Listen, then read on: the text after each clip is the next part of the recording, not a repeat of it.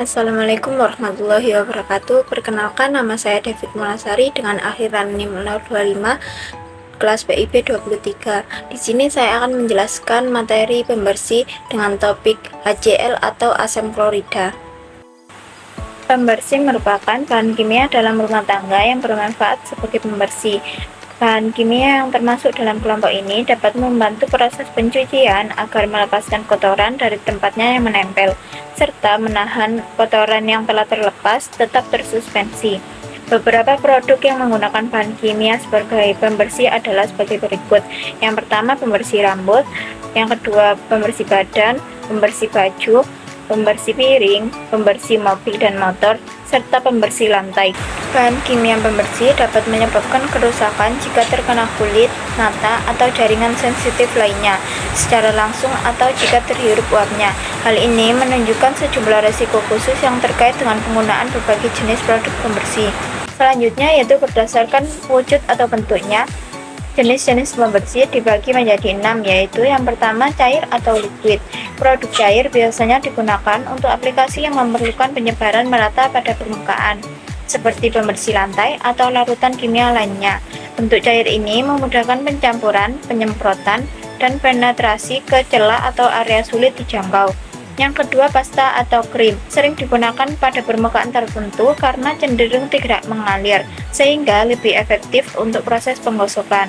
Yang ketiga, bubuk atau powder. Bubuk ini biasanya digunakan untuk aplikasi yang ringan seperti pembersih dapur atau deterjen bubuk. Bentuk ini memungkinkan pengguna untuk mencampurnya dengan air agar menjadi larutan aktif sesuai kebutuhan.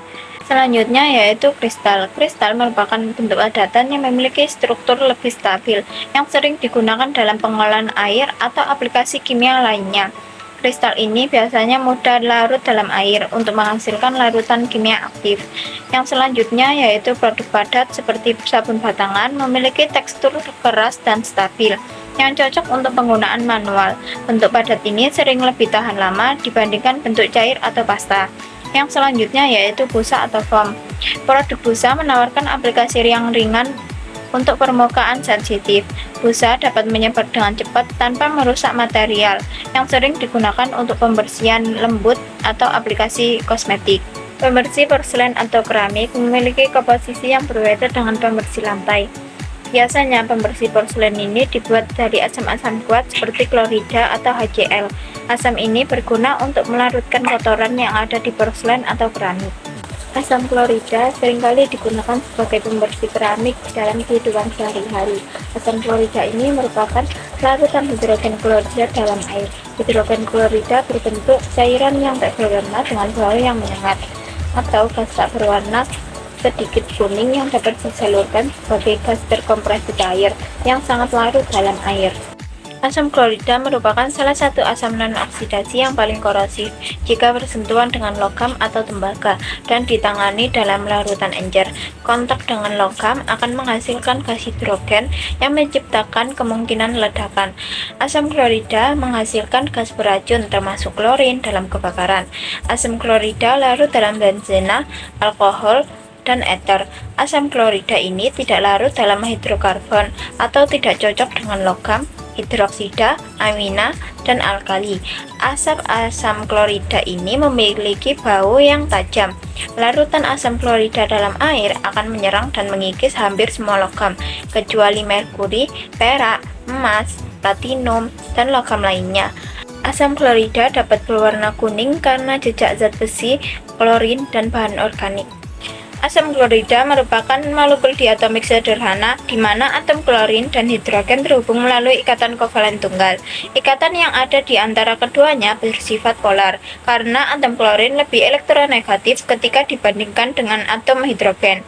Reaksi asam klorida terdiri dari asam-asam kuat yang umum, seperti gas hidrogen yang digantikan dengan reaksi logam. Reaksi di mana hidroksida dan oksida logam menjadi netral dengan pembentukan logam klorida dan air.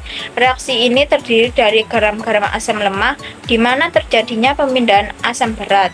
HCl atau asam klorida dikategorikan sebagai asam yang sangat kuat karena terdisosiasi dalam air.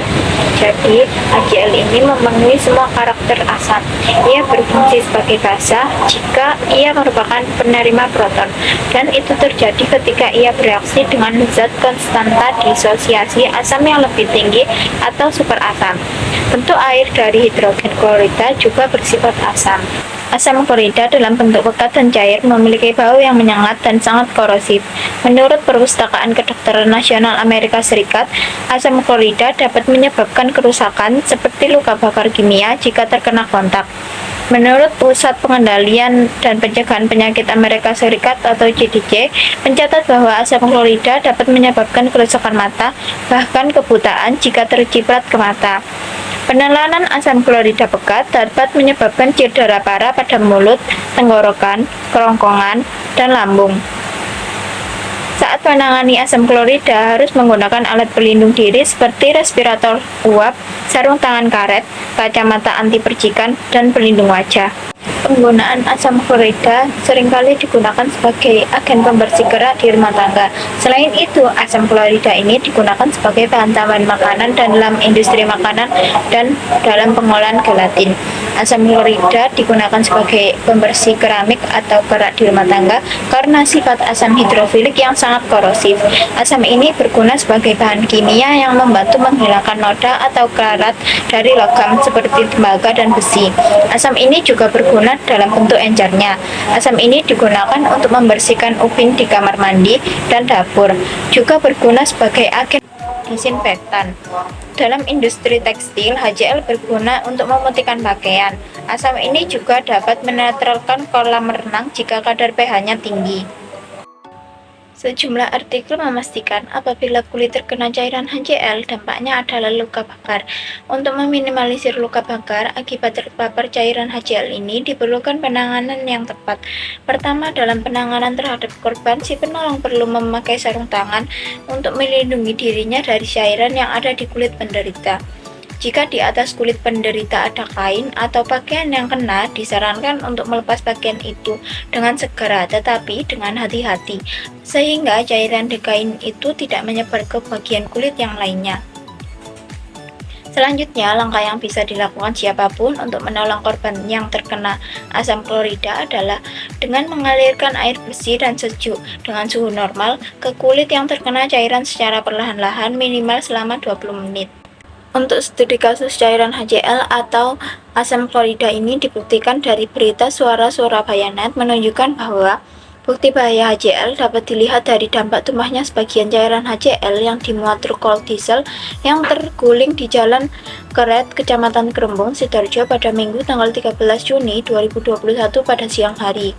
3 warga yang terkena cairan ini mengalami luka ringan dan sesak napas karena menghirup gas akibat cairan itu. Sementara warga setempat menangani tumpahan HCl itu dengan cara menyiramnya dengan air sungai. Untuk penanganan terhadap kulit manusia bisa dilakukan, tetapi untuk tumpahan di jalan atau tempat umum, cairan HCl ini perlu dinetralkan dengan zat lainnya sebelum dibuang ke sungai.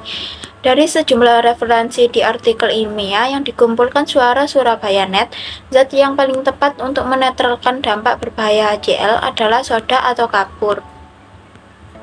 Untuk mengurangi dampak merusak dari cairan berbahaya ini, perlu penanganan cepat dengan pemberian kapur atau soda kue atau zat yang terkandung di dalamnya dalam jumlah banyak di bagian permukaan yang terpapar. Penanganan tumpahan larutan HCl atau asam klorida tidak bisa dilakukan dengan sembarangan, karena yang melakukan penanganan disarankan memakai alat pelindung diri atau APD, terutama pelindung pernafasan dan kulit, karena zat itu sangat korosif. Sesuai dengan Peraturan Pemerintah Nomor 74 Tahun 2001 tentang B3. Cairan HCl ini memang boleh digunakan, tetapi harus dengan menerapkan standar keselamatan yang memadai.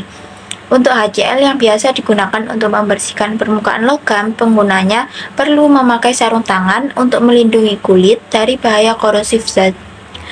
Untuk dampak penggunaan HCl ini, bila terkena kulit, HCl bisa membuat kulit melepuh, terbakar, dan nyeri.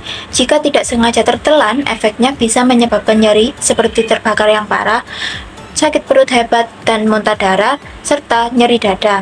Sementara jika terhirup, asam klorida bisa menyebabkan kerusakan pada paru-paru yang menyebabkan pengambilan oksigen terganggu, sehingga bisa mengalami berbagai gangguan seperti bibir dan kuku membiru, dada terasa sesak, tersedak, batuk darah, pusing, dan pingsan. Sekian presentasi dari saya tentang materi pembersih dengan topik asam klorida atau HCl. Wassalamualaikum warahmatullahi wabarakatuh.